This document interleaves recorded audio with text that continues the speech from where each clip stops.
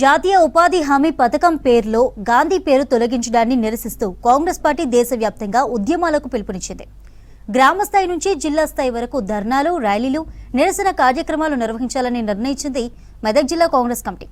ఈ నెల 20 నుంచి కేంద్రానికి వ్యతిరేకంగా నిరసనలు చేపడతామని మెదక్ జిల్లా కాంగ్రెస్ పార్టీ అధ్యక్షుడు ఆంజనేయులు గౌడ్ తెలిపారు. మోదీ ప్రభుత్వం ఉపాధి హామీ పథకాన్ని బలహీనపరిచి గాంధీ పేరు తొలగించడం ద్వారా పేదల హక్కులపై దాడి చేస్తోందని మండిపడ్డారు. మహాత్మా గాంధీ ఉపాధి హామీ పథకాన్ని రద్దు చేస్తామని బీజేపీ చెప్పినప్పుడు రాహుల్ గాంధీ గారు, ఆనాటి అమ్మ సోనియా గాంధీ గారు, మన్మోహన్ సింగ్ పేద ప్రజల కోసానికి ఉపాధి హామీ పథకం ద్వారా నిరుపేదలను ఆదుకోవాలని చెప్పినప్పుడు ఈరోజు బీజేపీ ప్రభుత్వం రెండే అదానీ అంబానీకి దోచిపెట్టడానికి కోసానికి, పేదల కడుపు కొట్టడానికి కోసానికి సిద్ధమైంది. అందుకోసానికే ఈ రోజు నుంచి దశల వారీగా తీసుకోవడం జరిగింది. మా ఎమ్మెల్యే గారు కూడా అందరి శ్రేణులను కూడా ఆదేశించడం జరిగింది. ఈ నెల 20వ తారీఖు నుంచి దశలవారీ కార్యక్రమాలు తీసుకోమని వారు ఒక 2-3 రోజుల నుంచి కూడా చర్చించడం జరిగింది.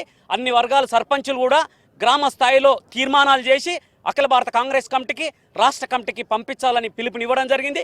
ఈరోజు మా అన్న జన్మదిన సందర్భం కూడా చాలా మిత్రులు కూడా తర్వాత ఈరోజు రిప్రజెంటేషన్ చేయడం జరిగింది.